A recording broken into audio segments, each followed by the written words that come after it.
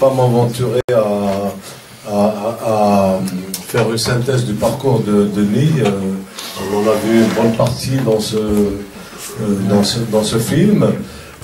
Mais je voudrais juste ajouter quelque chose peut-être. Il va me démentir si... c'est le rôle qu'il a joué dans le...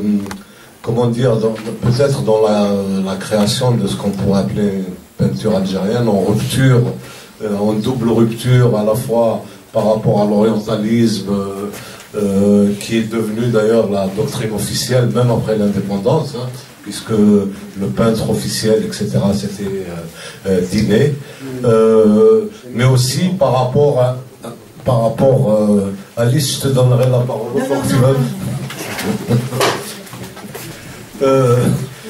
Mais aussi, voilà, donc, alors je vais aller très vite. Il est né à Marset el-Hajjaj, à l'ouest. Il a fait l'école des beaux-arts d'Alger, puis de Paris. Et il est rentré après l'indépendance, où il a enseigné très vite aux beaux-arts. Donc il a formé des générations entières d'étudiants des beaux-arts, mais dans l'esprit qu'on a retrouvé dans le film, c'est-à-dire qu'il n'a jamais été un professeur directif, etc. Au contraire, c'est quelqu'un qui aidait les gens à se réaliser dans ce qu'ils portent en eux. Et puis il a fait partie de tous les courants alternatifs de la peinture et de la culture algérienne, depuis notamment d'un groupe qui s'appelle le groupe Aouchem, au milieu ou à la fin des années 60, qui a essayé justement de revenir aux signes et aux symboles berbères, c'est-à-dire retrouver un peu cette, entre autres, retrouver un peu cette symbolique, qui est, voilà. Et puis bon, la suite, pendant les années 70, 80, etc., 90, il a fait partie de toutes les luttes pour les libertés démocratiques, politiques, d'expression culturelle, etc. Il a fait partie de groupes comme le Raïs, le Rassemblement pour les artistes. Oui, et puis il a fait aussi de l'édition sauvage, on peut appeler ça comme ça, puisque les auto-éditions dans les années 70. Voilà. Alors, ma première question, elle va vous concerner tous les deux. Je ne sais pas qui c'est qui a choisi le titre, mais pourquoi liberté au pluriel? C'est plutôt moi, c'est moi qui l'ai choisi. Il y a cette remarque de Nordine Chadi disant il a conscience depuis longtemps qu'il a des faits d'identité multiples. Voilà. Et la liberté à la fois qu'il défend et disons qu'il représente, elle est aussi multiple.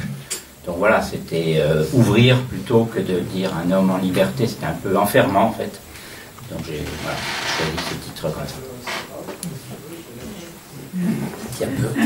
Bon, Denis, alors, comment tu retrouves dans ce film qui est à mon avis fait en 3 parties, enfin il me semblait qu'il y avait 3 parties, hein, même si c'est peut-être pas pensé comme ça, j'ai vu 3 parties. La première c'est Racontard, c'est ce que j'ai cru comprendre que vous avez filmé un Racontard pendant 2 sessions, hein, 2 années de suite. La première c'est tout ce qui est autour de Racontard, donc le retour à une action artistique, une intervention artistique qui est à la fois collective et puis qui crée une dynamique, etc.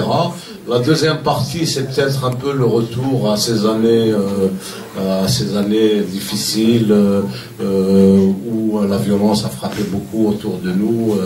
Et puis la troisième partie, c'est l'exil. C'est toute cette partie de l'exil à Marseille, le cours de Belzins, la redécouverte peut-être de toute cette symbolique des tapis, de cette esthétique utilitaire que tu as revisité à travers. Est-ce que j'ai fait une lecture correcte des étapes du film? Bravo. Bon, mais j'ai cru comprendre qu'on avait plus de mal à t'arrêter de parler quand tu te Attention, c'est dans le coup d'envoi, ça, Alex.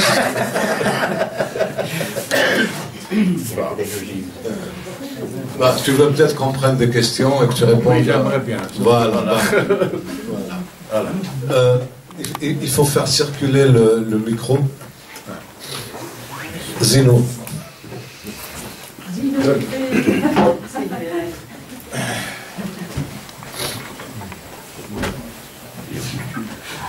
Bonjour. Bonjour. Je suis complètement néophyte dans l'art que vous excellez, dans lequel vous excellez. Alors, une question, surtout la première partie qui a été évoquée par Leski, le lien, parce qu'il y a des points, bien sûr, il y a des lignes. Est-ce qu'il y a un lien avec les tatouages ancestraux, les tatouages tribaux, j'allais dire, puisqu'il y a une symbolique derrière ça? La seconde question, elle est vraiment triviale. C'est la chemise que vous portiez, qu'on voyait plusieurs fois, avec les points. Est-ce que c'est une de vos œuvres? Voilà. C'est ma tenue de travail. C'est un gilet, en fait, un gilet que j'enfile à chaque fois que je rentre en Kabylie. En fait, c'est là, ce gilet-là, où il y a un texte qui tourne autour, qui est en relation avec l'exil. Des premières années, quand je traînais dans les rues de Marseille, surtout la première année, où c'était difficile de s'accepter dans cette nouvelle situation, quand je marchais dans la rue, j'étais comme beaucoup de gens, je parlais tout seul. Hein? Oui. Et je me disais à chaque fois, Will Magic, où vas-tu? Et c'est une parole qui est inscrite derrière en plusieurs trucs. Will Magic. Et c'est resté avec moi, comme ça. C'est-à-dire que maintenant, j'avance et à chaque fois je me pose la question, au fur et à mesure qu'on avance, c'est où vas-tu? C'est-à-dire que c'est toujours une interrogation. On croit qu'on avance, mais voilà, hein, on se pose toujours des questions. Ça c'est ce qui vient avec moi. En ce qui concerne les points et les lignes, c'est sûr que l'utilisation du point et du trait est l'élément essentiel du tatouage ancien.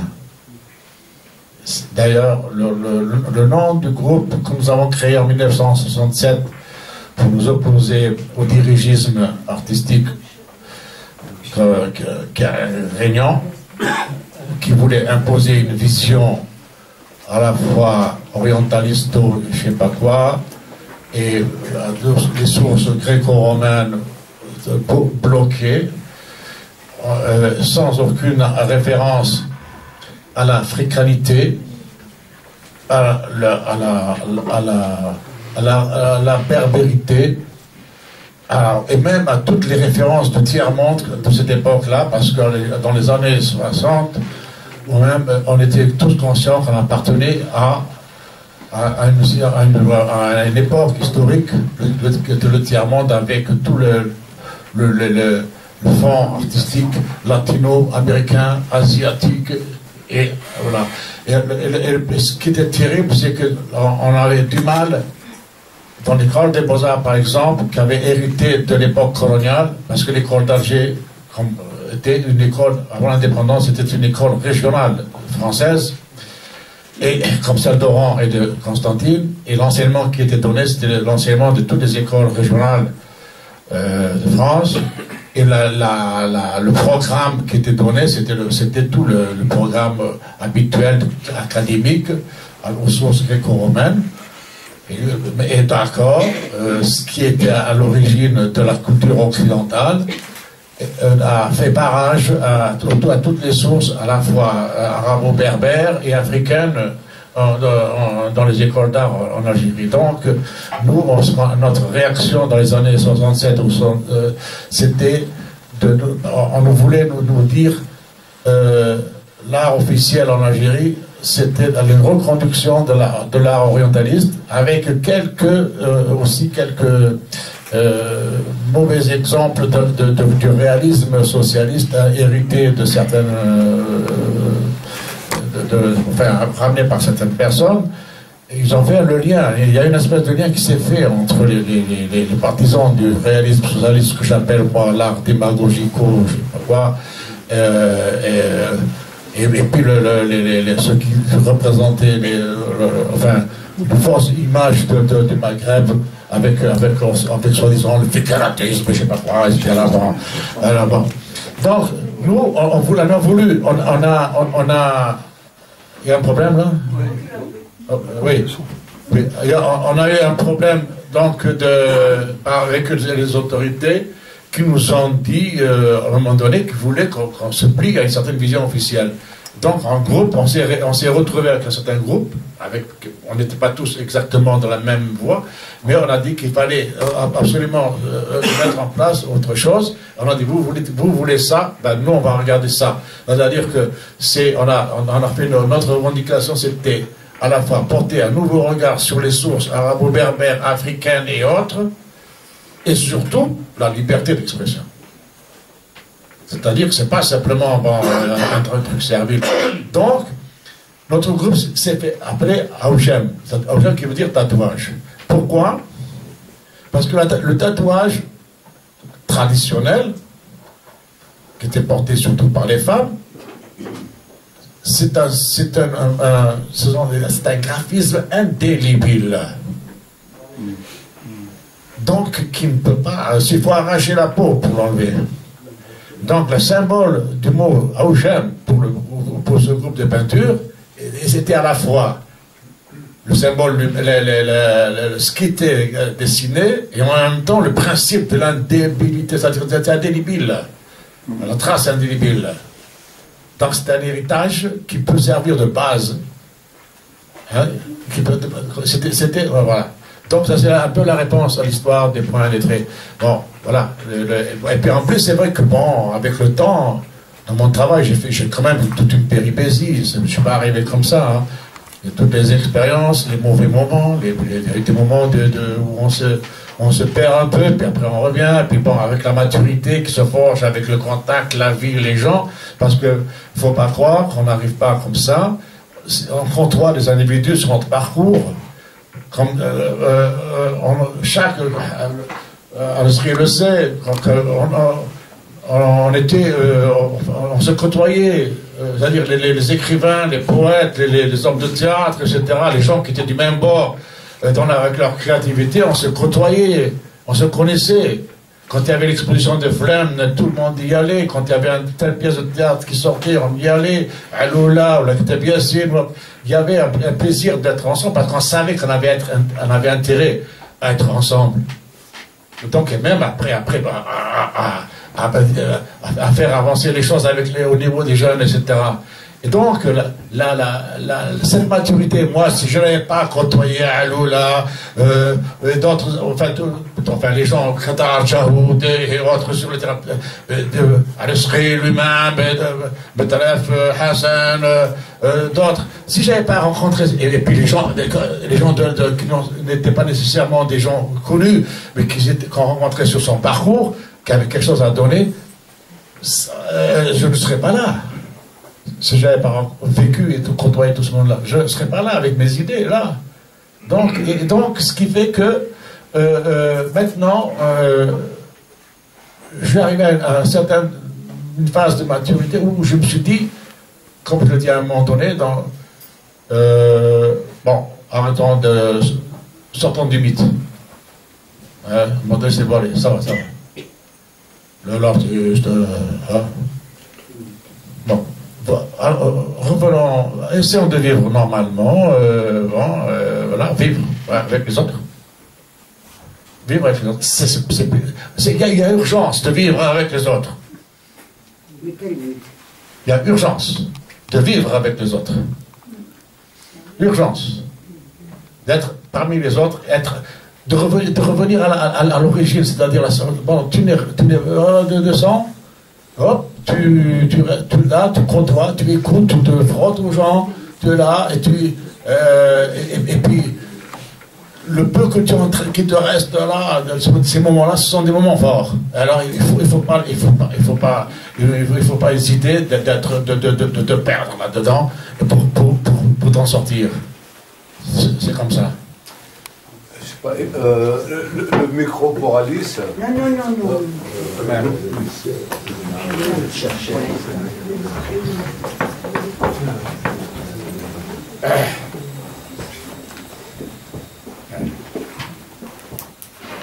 Ah oui, alors bonjour, donc nous on s'est rencontrés donc une fois à Nancy. Exactement. Ouais.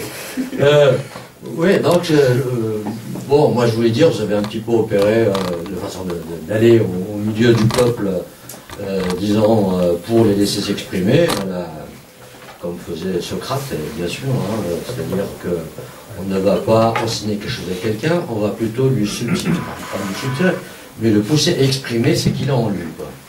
En fait, c'est ça. Bon, il y a aussi plus Zarathustra qui descendait de sa montagne, oui, s'isolait, qui descendait au niveau du peuple, pour pouvoir s'en imprégner, parce qu'il perdait effectivement, même justement, comme tu disais tout à l'heure, qu'au bout d'un moment à Marseille, tu parlais tout seul. Quand on se retrouve seul, isolé, effectivement, même au niveau intellectuel, on est bloqué. Donc on essaie effectivement de recréer des liens pour pouvoir continuer à avancer. Et moi je pense que votre période d'exil, au niveau d'enrichissement artistique, je dirais il y a un plus. C'est toujours dans l'exil qu'on crée. C'est quand il y a une souffrance. L'art ne sort pas dans la facilité, dans le confort. Il sort d'abord des tripes. Hein. Donc ce que je voulais demander, parce que Marseille je connais, hein, j'ai vu... J'avais des images de Noailles et tout ça. J'ai un frère qui habite juste à côté d'ailleurs, rue de l'Académie. Et à Marseille, il y a ce qu'on appelle le cours Julien, qui est tagué entièrement, en totalité. Est-ce que tu as laissé des traces là-bas? Il y a Doug. Parce que j'ai pas tout regardé pour voir si... Non, excusez-moi, mais moi, bon, je suis à Marseille sans être à Marseille. Le cours Julien et le tagueur que j'admire, c'est une autre démarche. C'est les jeunes qui ont besoin d'exprimer des idées à leur manière. C'est un mouvement qui a ses raisons d'être dans la culture européenne, occidentale et autres, et marseillaise si on veut. Non. Moi, non. Moi, mon horizon est de l'autre côté. Je ne sais pas du tout. Et même, moi, s'il y a des taggeurs qui vont s'exprimer en Algérie, ben, ce sera l'expression des taggeurs. C'est une façon d'exister, d'intervenir. Non. Moi, je ne fais pas ça rapidement, cachette ou là, vite. Quand j'interviens tranquillement dans un village en Kabylie, je suis assis avec les gens, on discute. Puis voilà, et, on parle de la vie, puis après je fais un peu un truc. Non, je ne tacle pas. Même si je travaille sur un mur, et puis en plus, quand j'interviens sur un mur, je ne veux pas agresser le mur. Bon, je veux dire que quand je choisis un lieu, un espace, ça peut être une tâche maître en général, si c'est possible, qui est un lieu de rencontre, ou un autre mur qui me permet de toucher. Je demande aux gens, parce que nous on fait toujours un choix des lieux, d'autres mois à l'avance. Par exemple, l'événement se passe au mois de juillet, on fait les choix au mois d'avril, hein, pour le festival.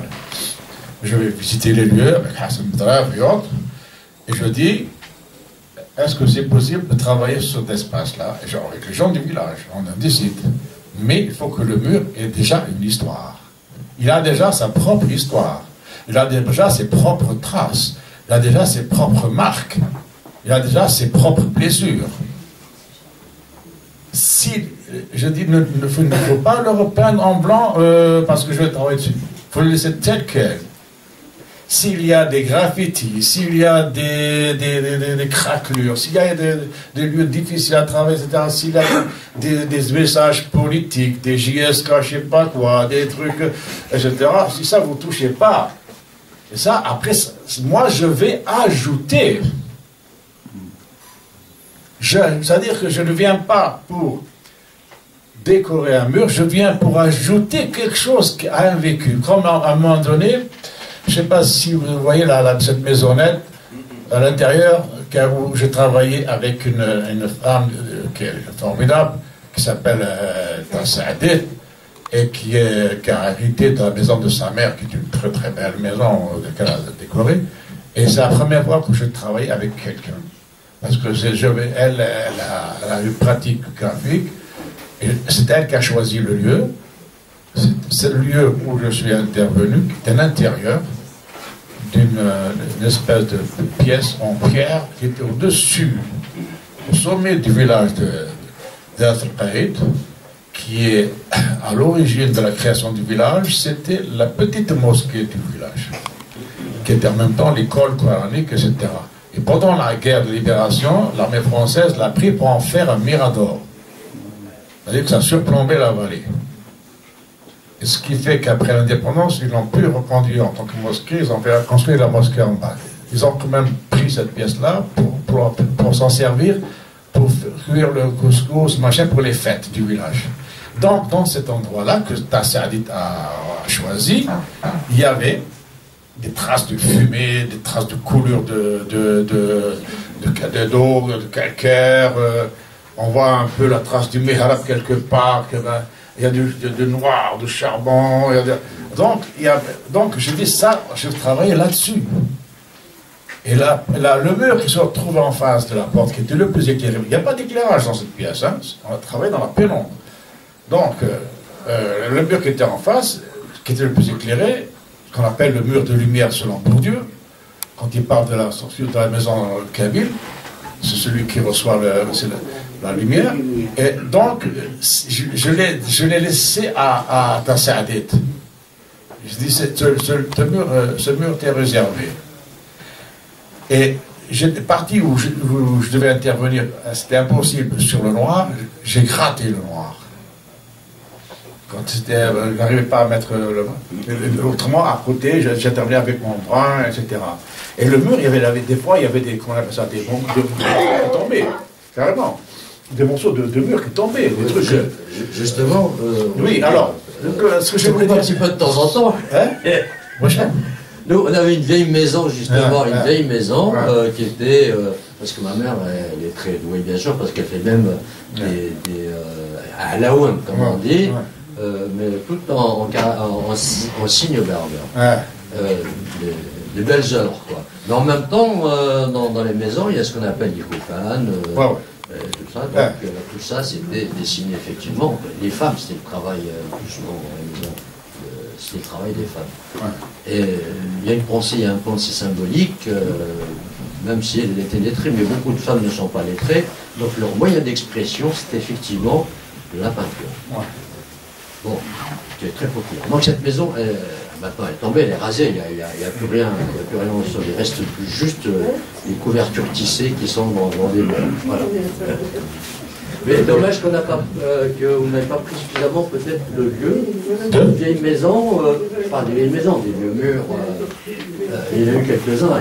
Il y en a beaucoup justement qui méritent d'être abattus. Non mais là, pour information,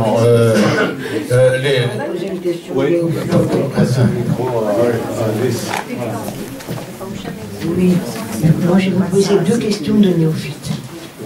La première, c'est justement, est-ce que vous avez eu l'impression que vous rencontriez la démarche de Ernest Pinault-Ernest en faisant ce travail que vous faites? Ernest Pinault-Ernest, qui lui-même a fait pendant des années, comme ça, peint dans les films, sur les murs, et surtout dans les endroits où il y a une histoire. Je ne sais pas, peut-être que vous connaissez, enfin, je sais pas. Ça c'est la première chose, mais je vous dis, je suis néophyte. Hein. Et la deuxième, c'est pourquoi, alors que vos tableaux sont avec des couleurs absolument magnifiques, chaque fois que je les vois, et là je les ai revus là, je trouve que vous avez un talent pour les couleurs, qui est peut-être un talent méditerranéen d'ailleurs, mais qu'est-ce qui fait que quand vous peignez sur les murs ou dans les maisons, dans la première partie de ce que j'ai fait, vous ne mettez pas de couleur. Pourquoi? Bon, je réponds. Oui. Il me semblait avoir donné déjà des réponses il y a un instant. C'est-à-dire que d'abord, je réponds à cette histoire de... Bon, Ernest Pignon, oui, c'est vrai, c'est quelqu'un qui a une très belle aventure, qui choisit, en général, choisit une thématique. Il fait un travail d'atelier d'abord, il dessine ses personnages et autres en atelier, il les tire en sérigraphie ensuite, et il décide après de se balader dans des lieux et de coller ces personnages dans des espaces qui sont en rapport avec le rôle qu'il veut jouer. Mais c'est pas pareil. Ce n'est pas pareil. Non, ce n'est pas. Mais ça, je veux dire, à ce moment-là, toute personne qui fait une intervention sur le mur quelque part, on va dire c'est pas. Non, c'est pas pareil du tout. Lui, quand il a travaillé sur le thème de Rimbaud, il a un truc précis. Quand il a travaillé sur les prisonniers d'Afrique du Sud, du côté de Nice, c'est une autre histoire, etc. Il a fait la commune quand même aussi. Oui, non, mais je veux dire, quel que soit le thème, c'était une intervention surprise à chaque fois pour dénoncer ou pour illustrer quelque chose dans des lieux différents. Oui, c'est une très belle démarche, tu vois. Mais moi, c'est très différent, ça n'a rien à voir, parce que moi, je ne viens pas avec une image que je colle quelque part. C'est pas pareil. Moi, je viens et j'essaie d'ajouter quelque chose au mur, de m'intégrer dans ce mur, mais sans l'agresser. J'essaie de respecter le plus possible ce mur. Je n'amène pas une grande différence. Bon, ce qui amène à une réponse à l'histoire de la couleur, j'ai bien dit tout à l'heure que je ne venais pas pour embellir les lieux.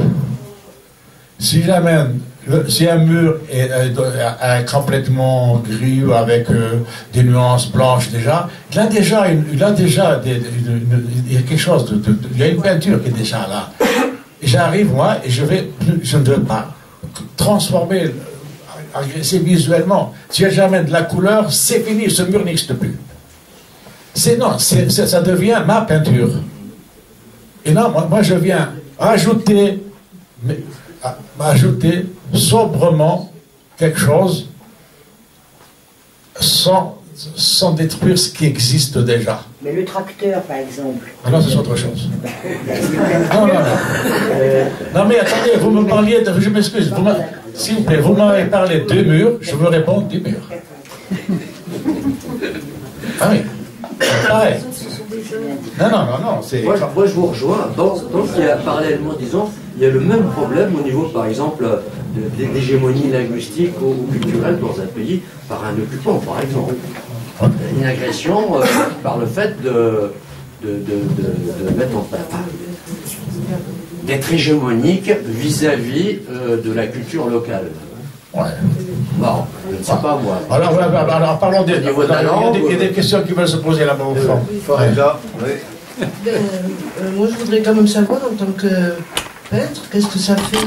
Bon, tu as bien parlé, de l'aspect éphémère de certaines choses que tu fais.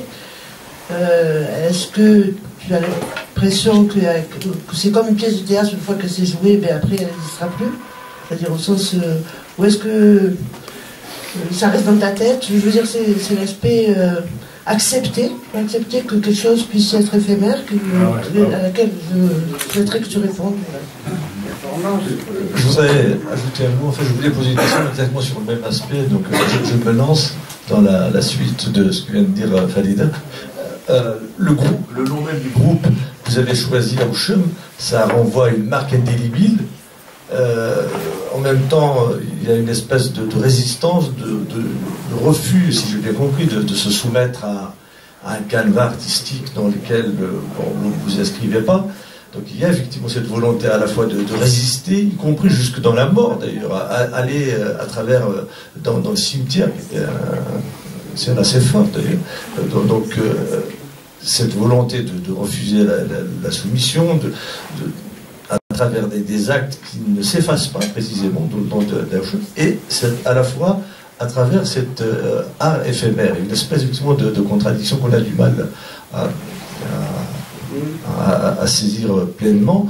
Donc je rejoins tout à fait la question de Falida. Un autre point qui n'est peut-être pas tout à fait en lien avec ça, mais quand même j'ai vu le portrait de Jean Sénac, qui a été tué, à mon sens, parce qu'aussi un peu avant cet intégrisme de 1990, mais aussi peut-être parce qu'il ne s'insérait pas au niveau artistique dans l'art tout à fait officiel. Est-ce que quelque part, c'était pas un signe précurseur de choses qui allaient se produire à une autre échelle?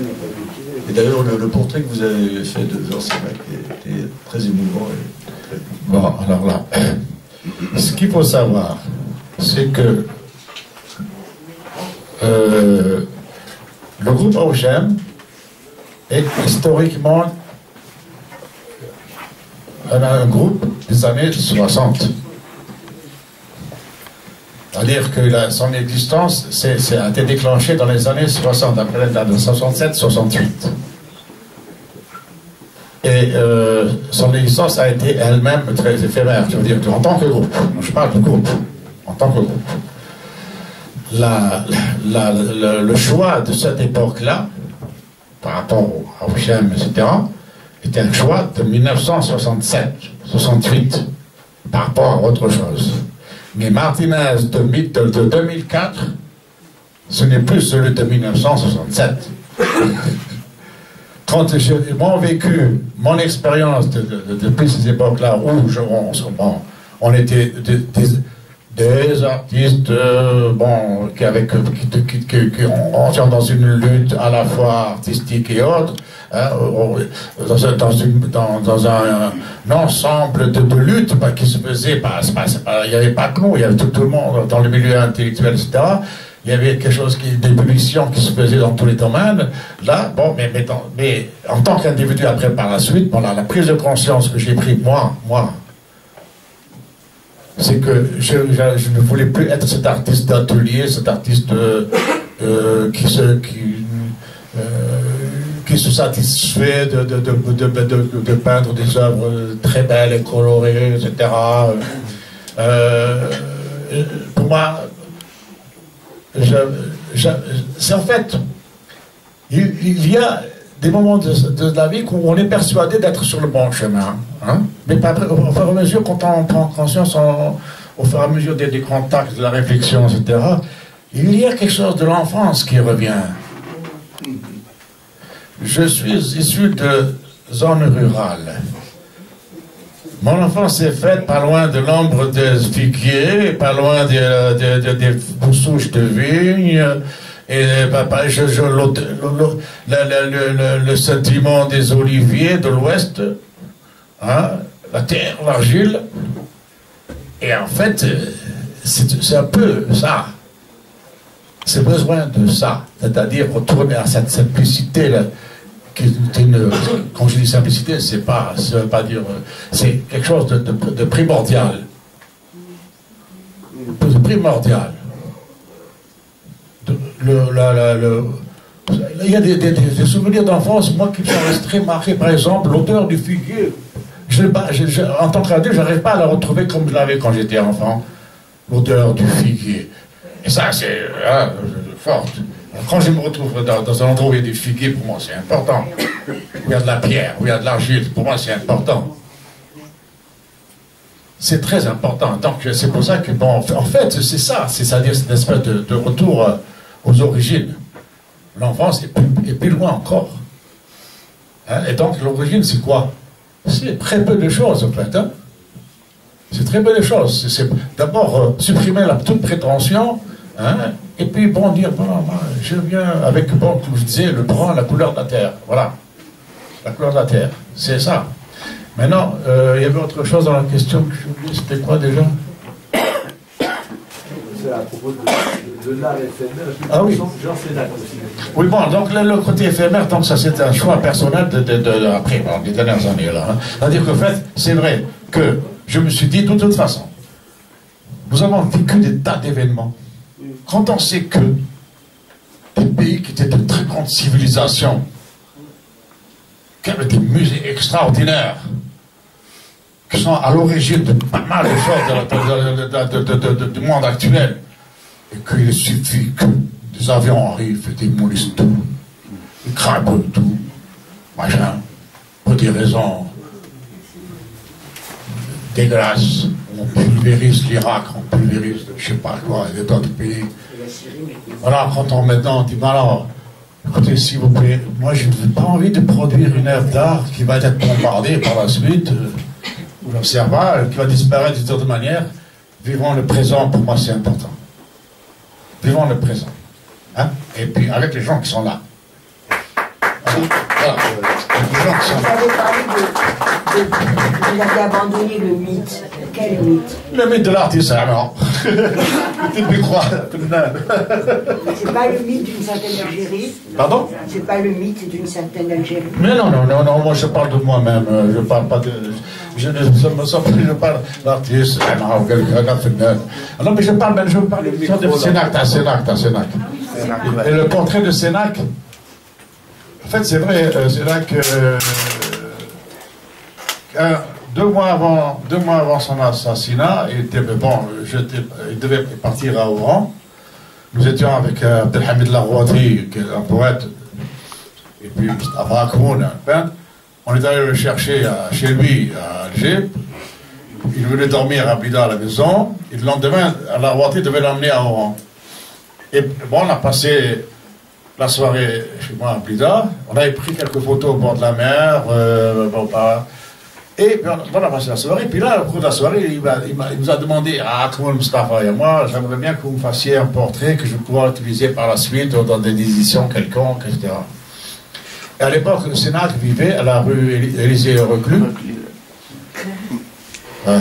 dans une espèce de sous-sol, studio en sous-sol, et il y avait des rats qui traînaient par là, les poubelles, les rats. Et à la même époque, il y avait toute une grande campagne en Algérie, une grande campagne de dératisation. Et il y avait des affiches partout, avec les rats. Et puis je me rappelle, il y avait des rats, justement une affiche qui disait « Un rat qui ne mange pas est un rat qui ne mange pas en 48 heures », un truc comme ça, et j'avais photographié ces affiches-là.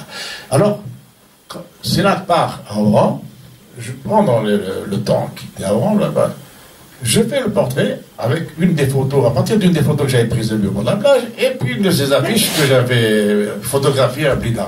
Et j'ai fait un mélange, je dis, bon, c'est Sénac avec les rats qui doivent mourir en 48 heures. Et Sénac n'a pas vu ces portraits, ni celui fait par Akmoun, il ne les a pas vus. Parce qu'à la rentrée, là, on l'annonce de l'assassinat par Jean de Maisonseul. Et bon, j'ai été, comme je le dis dans le film, là, j'ai été terriblement. Ça m'a fait quelque chose de voir. Bon, sa mort était déjà annoncée dans ce portrait. Voilà. Ça, c'est la vie. Hein. On sait par qui? Hein? On sait par qui? Là, bon, écoutez, là, il y a quelqu'un qui a été arrêté.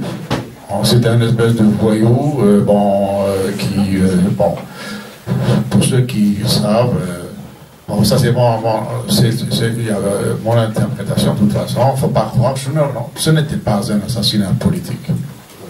Voilà. C'était simplement parce que c'est là que rôder dans les rues le soir. Et bon, ça lui arrivait d'entraîner quelqu'un, et bon, ce quelqu'un-là, voilà, tout ça, c'est. Ouais, voilà. On donne le micro à Janine, là. Oui. Oui, à Alger, j'ai souvent assisté, j'ai vraiment souvent allé voir vos tableaux, les expositions, etc. Alors, ça c'est la première question. Il me semble que le personnage qui était angoissant dans toutes ces œuvres de 80, il me semble, hein, 90, il me semble qu'il n'est plus là, qu'il apparaît, bon, à part celui qui est central avec les deux là, il me semble qu'il apparaît un peu plus caché, qu'on voit seulement des yeux. Bon, est-ce que je me trompe? Non. D'accord. Deuxième question. Quand Sadik dessine, elle dessine des symboles et elle raconte une histoire. C'est-à-dire que si elle dessine, je sais pas moi, un triangle à côté d'un cercle et puis un point au milieu du cercle, elle raconte quelque chose. Pas obligatoirement. Pas obligatoirement. Mais après, je vous explique. Bon, ben, c'est ça. Non, mais non, bon, non, je pensais que quand si son mur est plein de symboles, ça veut dire une histoire, ça veut dire quelque chose. Et je voulais ça. Alors la question qui arrive après n'a plus de sens, à savoir, est-ce que vous, quand vous peignez, vous connaissez tous ces symboles et vous racontez vous aussi une histoire? Voilà. Mais donc apparemment, ça ne marche pas. C'est une très bonne question. Ah, merci. D'accord. Alors, oui, le personnage, c'est vrai que bon, entre les années 60 et maintenant, le personnage qui était très présent, de point de vue anatomique, était formé, etc., pendant longtemps, avec beaucoup d'angoisse, machin, c'était vraiment un besoin de se représenter avec ses propres angoisses. Ok? Mais avec le temps, ce personnage-là commence à devenir lui-même un signe. Hein? C'est dommage que je n'ai pas l'exemple devant moi, mais c'est-à-dire que le personnage devient une espèce d'acteur qui est dans la vie. Il y a ce qu'on appelle les énergies de la vue, les énergies de l'odorat, les énergies de la parole, hein? Ce qu'on appelle les énergies de la vie, c'est-à-dire c'est du sang qui monte et comme des racines qui montent vers le haut. Alors on a des lignes rouges qui montent comme ça, hein? C'est le sang qui vient des racines qui montent. Les yeux sont là et partent avec une flèche, c'est l'énergie du regard. Le pareil pour l'odorat, le nez, une flèche qui part, c'est l'odorat. Pourquoi? Parce que je dis, c'est ce que d'autres en existe. Bon, je vais poser ça, c'est bien. Quand... Oui, mais 2 secondes. Non, je réponds. Quand je rentre dans un lieu, Denis, pardon. Si tu es assis, c'est parce que c'est filmé. Ah, c'est d'accord. Non, c'est pour que la parole passe. D'accord, ok. Bon, c'est-à-dire que... essaye de parler dans le micro quand même pour qu'on... Ah non, je m'assois alors. Non, c'est-à-dire que là, ça me gêne. Bon, alors, quand je rentre dans un lieu, ou n'importe quelle situation, on a toutes les énergies qui se mettent en marche. On regarde, on voit, on écoute, on sent. Et puis on est vivant. Donc finalement, ce personnage n'est plus un personnage avec ses angoisses, ses principaux éléments qui le font qu'il existe. Voilà. Oui, c'est comme le signe linguistique. Vous avez en même temps le message, c'est vous, et le dessin. Très bon film. Vous avez en même temps le personnage, avec ce qu'il comporte, et le dessin. C'est-à-dire vous avez... C'est les deux côtés d'une pièce de monnaie. Oui, alors maintenant, c'était quoi la suite déjà? Je pensais que Tassadid racontait, en tous les cas, dès qu'elle dessinait, elle se référait à du sens. Non. Alors, il faut savoir une chose. Pour l'histoire de ce qui s'est passé avec Tassadid, dans ce lieu-là où je suis intervenu avec elle, quand on a choisi le lieu, à cette époque-là, j'avais décidé, parce que moi, dans chaque intervention, il y a quand même un espèce d'un fond, un thème. Et là, le thème était l'abeille. L'abeille. Donc, j'avais mon propre symbole de l'abeille que je dessine, à un moment donné, on le voit. Et j'avais dit à Tassadid, il y a un essaim d'abeilles qui était en train de chercher un lieu pour se réfugier. Et en fait, il a trouvé cette maisonnette, et il est rentré là-dedans, et s'est éparpillé sur ses murs. C'est en fait un essaim d'abeilles qui a trouvé une espèce de ruche, comme un refuge. Qui c'est ce c'est l'abeille. Donc j'avais installé mes symboles d'abeille, qui est le symbole du travail, de la solidarité. Hein, c'est un produit, la nourriture principale. etc., etc. Et ça, c'est vraiment l'organisation sociale de base. Hein? Donc, elle s'installe sur les murs un peu partout. Il y a la partie où, dommage si on n'est pas sur place, la partie qui c'est là où sont installés les jeunes abeilles, il y a les autres abeilles qui tournent autour, et j'avais dit à Tasséadit, je te réserve le mur de la lumière qui est le mur de la reine des abeilles. Et dans ce mur de la reine, tu vas faire un jardin avec des couleurs. C'est un lieu très... C'est elle qui était autorisée à utiliser les couleurs. Et moi, j'ai mélangé mes abeilles avec. Donc, ce qu'elle a fait, elle a utilisé, d'une façon spontanée, des signes qu'elle a dans sa tête et qui n'ont plus... Elle n'a plus de mémoire. C'est une espèce de répétition de signes. Mais on a oublié le sens. Mais l'essentiel, c'est qu'elle les installe là pour agrémenter et faire vivre un espace avec de la couleur. Ce sera le jardin de la reine. Et quand je lui ai dit, tu vas faire le jardin, elle a fait ce jardin de la reine. À un moment donné, parce que moi, il faut l'avoir travaillé, c'est-à-dire qu'elle commence à faire un trait, puis elle chante pendant un quart d'heure. Bon. Ou alors, on fait un autre point, puis après, raconte une histoire.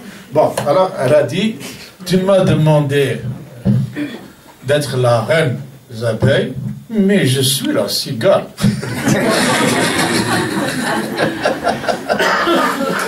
Non, c'était des moments formidables. En fait, c'était ça. Voilà. Mais ce que je croyais... Si tu permets, Janine, non, il y a quand même, je crois que c'est Nordine Sadi qui le dit, il y a quand même le rôle de l'inconscient, du rapport entre le signe et l'inconscient. Oui, c'est-à-dire que si c'est pas elle qui raconte une histoire, c'est son inconscient, sa main. Elle a des outils, elle a des signes. Hein, elle a des signes. Mais non, on n'est plus le sens. C'est vrai. Hein? Non, parce que ça m'intéresse beaucoup parce que il y a quelque chose qui est toujours très touchant dans le fait d'essayer ou de tenter, ou touchant, ou alors c'est la débandade. Essayer de donner la signification d'un symbole ou d'un signe. Qu'est-ce que c'est le passage du symbole au signe ou du signe au symbole?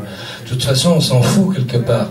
Dans la mesure où c'est un langage qui n'a très souvent aucune relation avec ce qu'on appelle le langage rationnel. C'est donc quelque chose qui vient, ce que vous disiez, à quel point c'est précieux, qui vient d'une espèce de grotte secrète avec laquelle je me promène et qui à un moment donné s'exprime sous la forme de ce qu'on pourrait appeler le signe de mon inconscient à cet instant-là. Ça ne veut pas dire qu'il est universel du tout.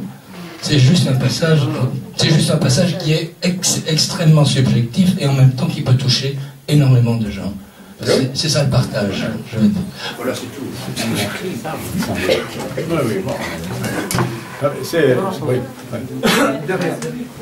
Ah, pardon.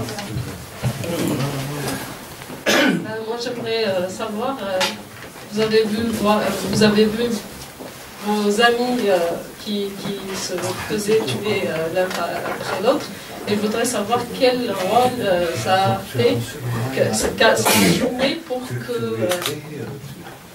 je pense que c'est ce qui vous a fait sortir de l'atelier pour vivre, quoi. Donc j'aimerais bien savoir quel rôle toutes ces personnes que vous avez perdues ont joué dans votre... Ces personnes ne m'ont pas poussé à sortir de mon atelier, mais m'ont permis de comprendre qui j'étais. Ça c'est... Voilà, en se frottant aux autres, c'est la leçon permanente. Hein, et puis, c'est aussi... quand Aloula fait un travail linguistique sur l'Oranie, c'est très enrichissant. Quand Tébiassil fait son travail ailleurs, quand je veux dire, quand Khadda parlait de sa peinture, etc. Je veux dire, la simplicité de Tahar Jaoud qui a pris son engagement en tant que journaliste, c'est des leçons. Il faut... Et puis même, je veux dire, il n'y a pas simplement des gens connus, il y a des gens, quand on s'assoit à côté d'un vieux d'un village, on a intérêt à faire attention, parce qu'il y en a un front des choses. Alors, voilà. il faut se dire toujours, moi, bon, par rapport à l'autre, même les étudiants, vous savez, dans leur jeu, ça, on oublie. Quand les étudiants entraient dans mon atelier, à l'école supérieure, hein, quand ils rentraient, même, je vous dis une chose, quand j'ai commencé à enseigner aux Beaux-Arts d'Alger, j'avais 22 ans. 22, 23 ans, 63, oui, j'avais mon diplôme national de Paris, je commençais à enseigner, j'étais plus jeune que certains étudiants. Et ces étudiants qui arrivaient dans l'atelier, ils avaient déjà une maturité politique pas possible. Hein. Surtout les premières années de l'indépendance. C'était des gens qui avaient déjà un engagement dans la vie. Parfois, à côté d'eux, j'étais rien. J'ai appris beaucoup d'eux. Ah oui. Et j'étais d'égal à égal dans la vie. J'avais une expérience un peu plus avancée, pratique, etc., que je venais faire partager, mais l'expérience de la vie, chacun avait la sienne. Et après, par la suite même, c'est resté une espèce de réflexe. C'est-à-dire que je prends l'atelier aux Beaux-Arts, il y avait, bon, Flen qui était algérois, d'origine kabyle, l'autre vient de Bel Abbas, l'autre qui vient de fin fond de Ilan Menas, l'autre qui vient... Chacun vient avec son peu d'expérience de la vie, mais il a déjà en lui un héritage qui est important, que chacun découvre l'héritage de l'autre. Quand tu rentres ici, mais tu d'abord amènes ta part. Et chacun va poser sa part là. Et on va voir ce qu'on peut en faire. C'est ça. Et même s'il y a un manque, il faut faire attention. Qu'on ne peut pas plaquer n'importe quelle méthode pédagogique sur n'importe quel étudiant. Chacun il y a une chose particulière. Il n'y a pas une règle définitive pour tout le monde. Et ça ne peut pas se comme ça. C'est pas une baguette magique. Et c'est pareil dans la vie avec les gens. C'est pareil. D'où on a habité, nous avons appris dans ces années-là, on était plasticien, créateur, pédagogue, à l'école, mais dans la vie, quand on allait soit faire des expositions ou autre, il fallait être présent dans les lieux, parce que les gens qui venaient voir les expositions, qui n'avaient pas de formation artistique, il fallait participer à la formation artistique des gens, mais non pas en leur faisant avaler des choses. Il fallait ouvrir des portes, des fenêtres, avoir une clé, ouvrir des serrures, pour que les gens puissent avoir accès, hein, et poser des questions et comprendre à leur manière, hein, à chaque fois. Ça, c'est important. Et à chaque fois, tomber en face de choses extraordinaires, parce que moi, c'est un défi, pas possible de montrer son œuvre à des gens. C'est un défi. C'est-à-dire qu'on est là, on va être remis en cause de façon terrible, parfois. Ça, c'est terrible. Voilà. Voilà. Alors, on va malheureusement devoir arrêter. Hein. Pour ceux qui n'ont pas vu le film, enfin pour ceux qui voudraient recommander le film, je crois qu'il va repasser jeudi au festival de Sainte-Denis. Le 8, oui. Il n'y a pas un DVD, il n'y a pas... Pas encore. Non, je ne sais pas, il va y en avoir un, mais je ne sais pas s'il sera édité en France ou en Algérie, donc voilà, je suis en train de rechercher. Il passe 2 fois, c'est prévu. Voilà, il passe le 8 mai, donc dans 2 jours. Il passe le 8 mai à Saint-Denis, 15h45 à l'écran au cinéma de Saint-Denis, à la Basilique. Et il passe le 27 mai à 20h au cinéma La Clé, dans le 6e, vers Sancier, en bas de la rue Mouffetard. 5e. Est-ce qu'on peut trouver ces informations sur un site ou... c'est 2 choses très différentes, enfin c'est 2 origines. Il y en a une, c'est la plaquette du festival du Maghreb et du Moyen-Orient. Donc là, les 2 projections sont indiquées, et puis bien d'autres. Et l'autre, c'est, comment ça s'appelle déjà, Maghreb Cinéma. Maghreb des films, merci. Voilà, il y a une autre programmation et il figure dans cette programmation.